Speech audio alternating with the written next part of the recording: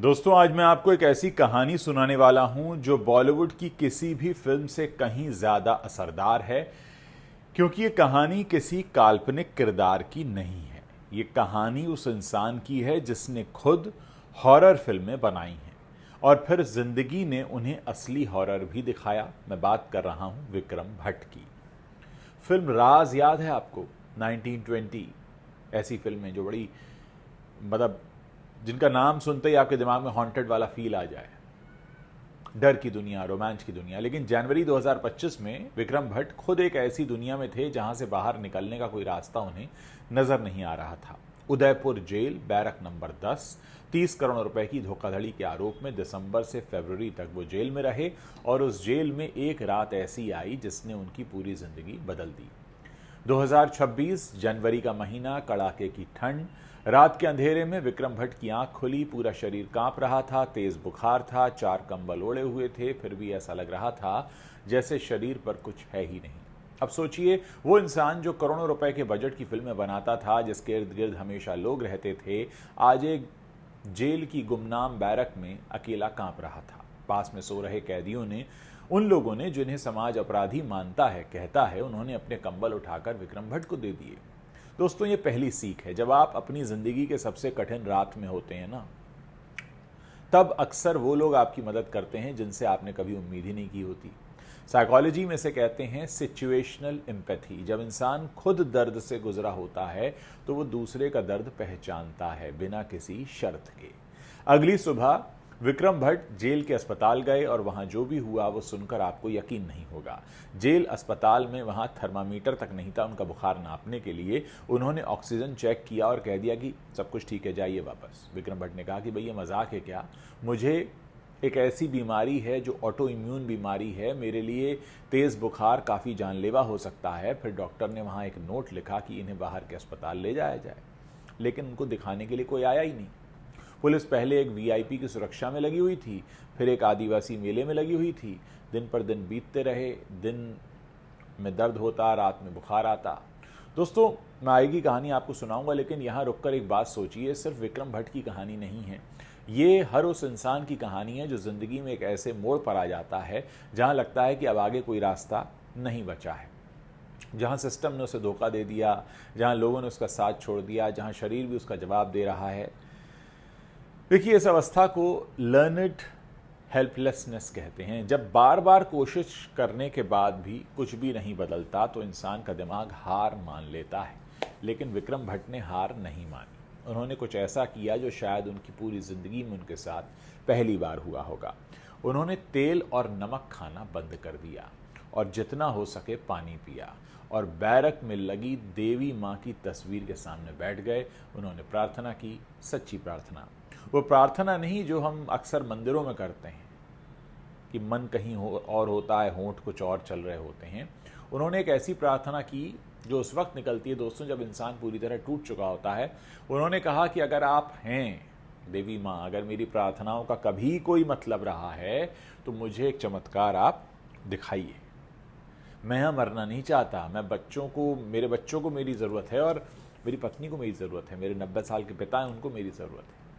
तो ये जो पल आए विक्रम भट्ट की ज़िंदगी में, ये स्पिरिचुअलिटी का भी एक गहरा सच है। ओशो ने कहा था, भगवान तुम्हें तब मिलता है जब तुम पूरी तरह खाली हो जाते हो, जब तुम्हारे पास खोने के लिए कुछ बचता नहीं, जब अहंकार गिर जाता है, जब शोहरत, पैसा, नाम सब बेमानी लगने लगते हैं, तब एक इंसान सिर्फ एक इंसान रह जाता है। और उस पल में जो प्रार्थना निकलती है वो सबसे शुद्ध होती है। विक्रम भट्ट उस रात सिर्फ एक बाप थे, एक पति थे, एक बेटे थे, फिल्म मेकर नहीं थे। विक्रम भट्ट फिल्म मेकर जो था वो उस रात कहीं पीछे छूट गया था, जो करोड़ों रुपए कमाता था या जिस पर आरोप था करोड़ों रुपए के गबन का। और फिर धीरे धीरे उसके बाद कुछ बदलने लगा, बुखार कम हुआ, दर्द घटने लगा, दिन ब दिन वो ठीक होने लगे और एक सुबह उन्होंने देवी माँ की ओर देखा और बस इतना कहा कि मुझे मेरी ज़िंदगी वापस देने के लिए धन्यवाद। दोस्तों, मेरी कोशिश ये है कि विक्रम भट्ट की कहानी से हम भी कुछ सीखें, क्योंकि सीखना बहुत ज़रूरी है। हम सब यहाँ सीखने आए, इस दुनिया में जन्म हुआ हमारा सीखने के लिए। तो इस पूरी कहानी में 3 बड़ी सीखें हैं। पहली सीख, अंधेरे में रोशनी अक्सर अजनबी ही लेकर आते हैं। जेल के वो कैदी जिन्हें समाज ने रिजेक्ट कर दिया था, उन्होंने अपने कंबल दिए, उन्हें अपनी नींद भी दे दी। जिंदगी में जब आप मुसीबत में होते हैं तो अपेक्षाओं का दरवाज़ा बंद करके रखिए। मदद वहीं से आती है जहां से आपने कभी सोचा भी नहीं होता। और दूसरी सीख दोस्तों, जब सिस्टम फेल हो जाता है तो अपने भीतर का सिस्टम आपको जगाना पड़ता है।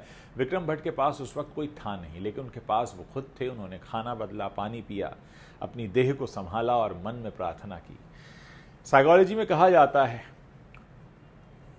कंट्रोल करना। जब बाहर की परिस्थितियां आपके हाथ में नहीं है, तब भी आपकी प्रतिक्रिया आपके हाथ में होती है और यही प्रतिक्रिया आपको बचाती है।